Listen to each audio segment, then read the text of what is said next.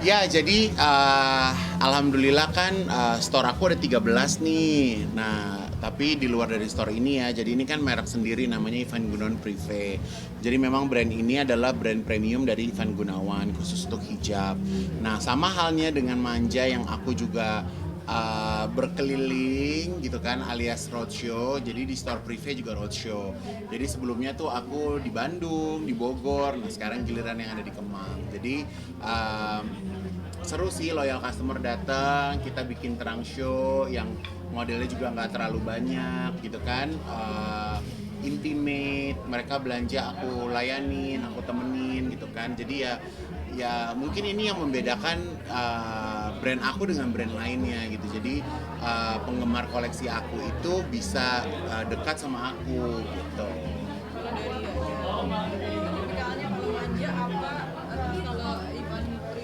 Kalau Manja apa ya? Cakep tuh. S-nya ada. Jadi sebenarnya kan beda brand tuh beda DNA gitu, beda logo, beda motif, dan sebenarnya beda market juga gitu. Jadi karena memang brand Privé ini lebih premium gitu, jadi memang harganya 3 kali lebih mahal dari harganya Manja gitu.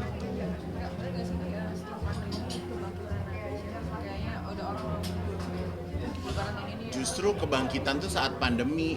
Aku tuh dulu ngerasa bahwa takutnya pas saat pandemi itu brand aku tutup ya. Tapi ternyata penjualan online itu kan besar banget pada waktu itu. Tapi sekarang makanya aku buka store lagi karena pandeminya udah selesai. Orang udah lebih senang ketemu aku daripada belanja sama admin gitu. Jadi makanya aku kayak aku mengurangi waktu syuting itu supaya aku bisa bergerilya, bisa keliling, bisa in touch sama mereka. Bahkan kayak di store aku tuh misalnya ada arisan apa gitu, belanja barang Igun gitu, yang kayak gitu sih. Jadi memang ya bisa dibilang mungkin menciptakan event sendiri ya gitu. Jadi yang nggak ada diada-adain lah gitu, supaya dekat sama customer aku sendiri. Apa ini salah satu strategi dari Kak Ivan sendiri untuk supaya lebih bonding sama customer setianya ya? Buat aku sih iya ya, karena kan kalau misalnya bulan puasa kan rata-rata juga acara TV kan acara komedi. Nah, aku juga kan kurang lucu di situ gitu ya. Jadi aku bikin lucu-lucuan sendiri aja di toko sendiri gitu. Jadi ya alhamdulillah mereka yang belanja di sini kan awalnya dari follower, terus udah gitu mereka akhirnya jadi penggemar yang fanatik, suka dengan karya aku. Bahkan kalau misalnya tadi lihat mereka datang tuh 80% pakai karya aku gitu, apakah kerudungnya, apakah bajunya, dan mereka tuh berlomba-lomba untuk mendapatkan koleksi yang paling terupdate. Nah, bedanya brand Manja sama Privé, kalau Manja itu produksinya banyak gitu. Kalau Privé itu lebih limited. Jadi kalau misalnya saat pakai bajunya Privé nggak mudah untuk bertemu dengan customer lainnya lah. Jadi kembarannya nggak banyak. Style Ramadan tahun ini sendiri Kalau di Privé di sini aku temanya Rhapsody of the Sun. Jadi sebenarnya konsep besarnya adalah tetap matahari gitu kan. Jadi kan aku lagi gila-gila matahari ya tahun ini kan. Jadi aku terinspirasi dari, kalau misalnya lihat dari motif-motifnya tuh memang ada kalau di sini banyak patchworknya, banyak sambung-sambung motif. Terus begitu aku membuat cakep. Jadi banyak membuat motif tapi dari turunan motif matahari gitu. Jadi ya alhamdulillah aku juga menciptakan warna baru yang unik kayak warna alpukat gitu. Jadi turunan alpukat dari alpukat muda sampai alpukat tua tuh dalam satu baju tuh ada gitu. Dan kalau diperhatiin, kalau datang ke store aku tuh warna bajunya tuh variatif banget. Jadi nggak ada kayak misalnya, oh aku lagi bikin warna hijau, semuanya satu store warna hijau. Aku nggak kayak gitu. Jadi pilihan warnanya tuh turunannya banyak, sehingga orang yang belanja tuh bisa belanja 1, 2, 3, 4, 5, tentengannya jadi banyak. Karena kalau warnanya mirip-mirip, kan mereka udah punya kan. cara mendesainnya sendiri kakak ada role model gitu nggak sih? Kalau role model, alhamdulillah nggak ada ya. Tapi aku kan kalau misalnya di brand, karena ini udah jadi brand retail, jadi kalau ngedesain itu ngikutin masukan pasar juga. Apa sih yang laku di pasaran, warna apa sih yang laku, model apa sih yang mereka suka gitu. Jadi aku punya tim riset sendiri yang memang mengarahkan arah desain aku mau kemana gitu. Sih maksudnya karena kan seorang desainer yang ya Indonesia punya yang paling lumayan top lah ya. Nah, tapi kalau untuk terkenal untuk Kalau aku kalau aku memang karakterku nggak eksklusif sih. Jadi aku memang tipe yang senang dekat sama customer, bisa merangkul, bisa makin sepatunya, bisa segala macam gitu. Karena ini kan bagian dari pelayanan jasa aku, servis ke customer sih gitu. Kalau aku ngebangun benteng yang tinggi antara aku sama customer, kayaknya brand aku juga nggak bakal cepat berkembangnya gitu, karena ya target 2023, 2024 semakin banyak store, jadi semakin mudah mereka untuk bisa dapetin koleksi aku. enakan bisnis atau jadi seniman? Enakan bisnis, enakan bisnis. Ngedesainnya setahun cuman beberapa kali, tinggal gerak gitu. Kalau misalnya ngelihat postingan aku semalam, aku lembur, aku ngedesain kayak gitu-gitu kan, jadi kayak ya udah, satu desain itu tuh aku bisa aku tuh lagi mempersiapkan produksian buat Idul Adha gitu. Jadi memang ada timingnya gitu. Kecuali memang brand yang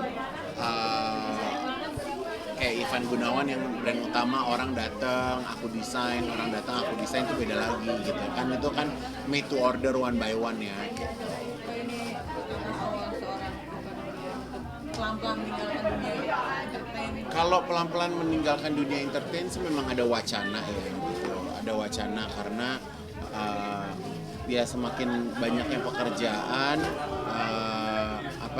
semakin banyaknya pekerjaan, aku nggak mau mengorbankan satu program yang harusnya aku ada di situ tapi jadi sering izin. Aku nggak mau. Jadi pengennya dapat program yang kayak 3 bulan selesai, 4 bulan selesai, pengennya kayak gitu. Tapi ya namanya rezeki kan, ya udahlah ya, selama menjalankannya aku masih nyaman, aku masih happy, aku jalanin aja. Makin semangat banyak buka store kayak kemarin Manja. Ya semangat dong, semangat. Jadi berarti kan karya aku kan diterima di masyarakat lebih luas lagi gitu. Karena kan aku berawal dari desainer rumahan ya, yang bikin baju one by one, orang datang ngasih DP, entar berapa bulan kemudian baru diambil bajunya, kayak sistem kerjanya kan kayak gitu. Kalau punya brand kayak gini kan masuk uangnya setiap hari, setiap saat, setiap waktu gitu kan. Apalagi ada penjualan online, kita tidur aja uang masuk kasarnya gitu. Jadi ya alhamdulillah lah gitu, harus semangat, persaingan juga semakin banyak. Tapi alhamdulillah aku sama teman-teman sesama desainer juga kita bersahabat, saling tukar informasi, saling support gitu kan. Bahkan kemarin aku juga sempat buat Fashion Week kan, aku kasih nama Garis Putih yang aku menggandeng banyak desainer dan brand lokal untuk bisa satu panggung sama aku. Dia katanya pendapatan dari bisnis lebih profit dari ada seorang. Ya kalau ini kan bisnis masa depan ya, sesuatu yang hadir, bukan instan gitu. Jadi aku membangun karir aku sebagai desainer juga udah 20 tahun, dan bahkan kalau dipikir sebenarnya aku bikin retail ini juga cukup terlambat, baru 7 tahun sebelumnya gitu kan. Ya karena asik kemarin di televisi, asik kemana gitu. Makanya sekarang bener-bener aku fokusin gitu. Kak, boleh tahu sih Kak, kalau kakak mendesain untuk artis sendiri ya Kak, mungkin teman-teman kakak itu gimana sih Kak, maksudnya karena Kalau aku sih udah nggak tergiur ngedesain buat artis, nggak ada duitnya. Buat artis, buat penyanyi mah nggak ada duitnya. Itu mah buat seru-seru aja. Apalagi sekarang artis udah banyak ngerti endorse, ngerti sewa. Kalau zaman dulu mah nggak ada kayak begitu-begitu, Beb.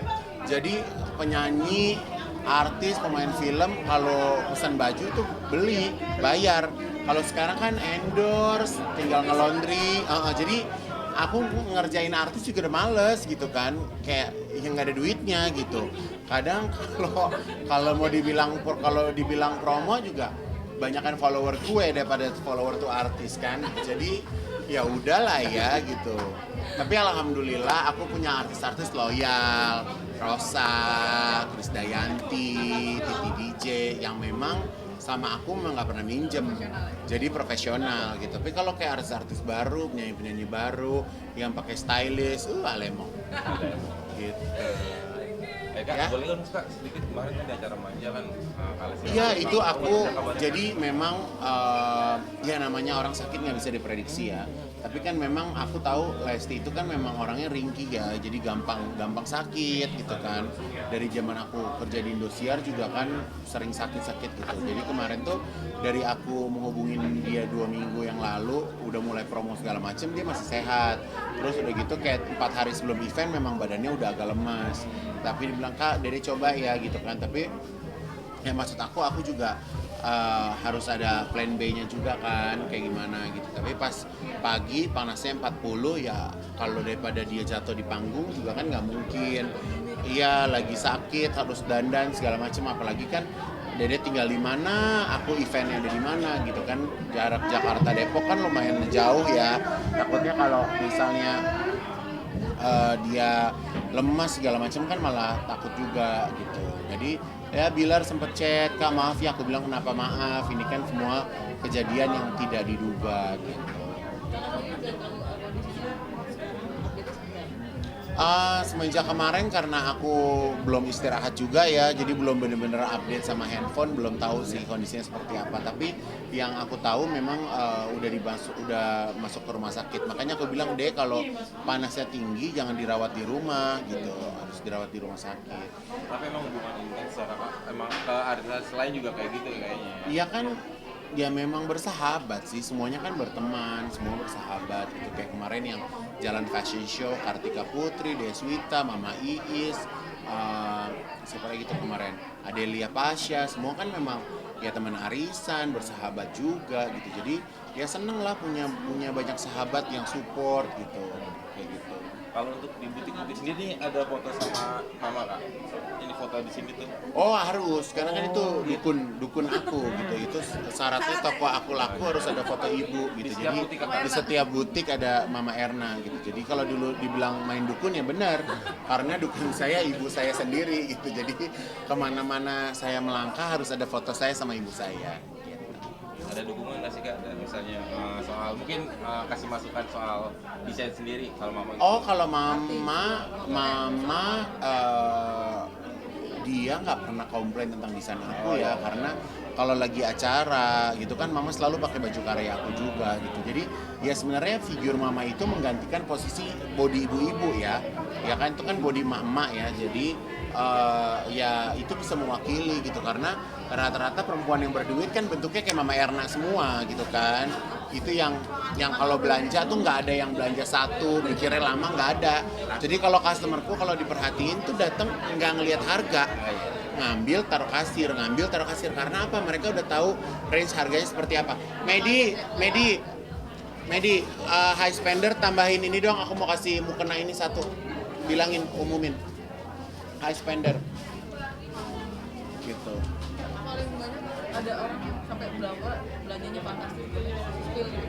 Klien aku macem-macem ya, ada yang belanjanya di rumah, kita kirim baju satu butik ke rumah, dia milih gitu. Jadi banyak macem-macem. Orang kaya gila-gilanya banyak. Oh gila-gilanya banyak. Pokoknya ada yang belanja dirahasiain juga ada gitu. Yang belanja ke Dubai dia di Dubai juga kita kirim barang juga ada. Mau belanja kita dikirimin tiket juga ada. Macam-macam say. Sampai malah baru-baru ini aku dibilang Kaigun jangan desain buat orang lain, cuman buat dia doang. Saking posesifnya. Jadi makanya orang kaya tuh banyak gila-gilanya. Jadi ya udah, selama kita butuh, kita perlu ya kita kerjain aja. Ya, terima kasih. Sukses ya Kak. Audio Jungle.